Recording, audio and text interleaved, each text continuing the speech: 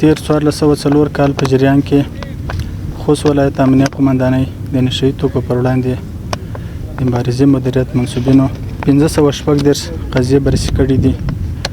616 مظنونین نیولي دي چې له بشپړ معلوماتو وروسته عدلي او قضایي ارګانو ته سپارلي دي.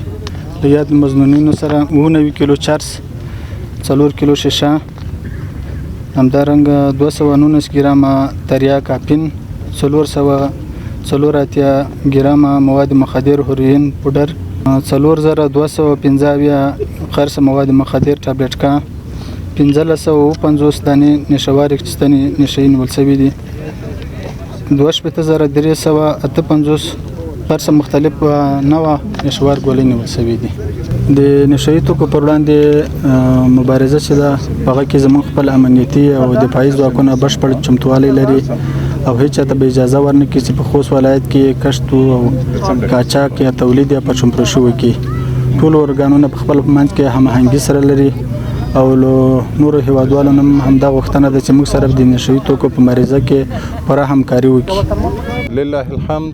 تاسو ګورئ چې د نشه یي توکو ګراف ورځ نه تر بلې کمیږي او حتی په بعضو ځایونو کې 0 درجې ته هم رسیدلی ده. خوست ولایت لله الحمد هغه ولایت ده چې دلته د نشه یي توکو کښت و کار نه کیږي، خو البته بعضې کچکبران چې له نورو ځایو واردوي خوست ولایت ته، خو الحمدلله زموږ د امنیه قمندانۍ بیدار ځواکونه همیشه د هغې سره د مبارزې په حالت کې دي. همیشه دوی هڅه کړې ده تر څو خوست ته داخليږي، د داخلولو سره سره دوی په دې باندې توانېدلي دي چې هغه توکي دوی لاسته راوړي.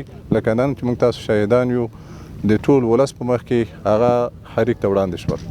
ډېرې کورنۍ غمجنې کړي دي، ډېرې کورنۍ د غم په ټغر کېنولي دي او خپل خویاندو میاندو نه سره زر ګاڼه پټوي او بیا په دې باندې نشه یي مواد اخلي چې بیا سبا ته بیا د دې بیا باعث د دې شي چې خپل ورور قتل کړي یا خپل پلار قتل کړي او یا خپل ورونه قتل کړي او یا د خپل ټولنې ته ضرر ورسوي.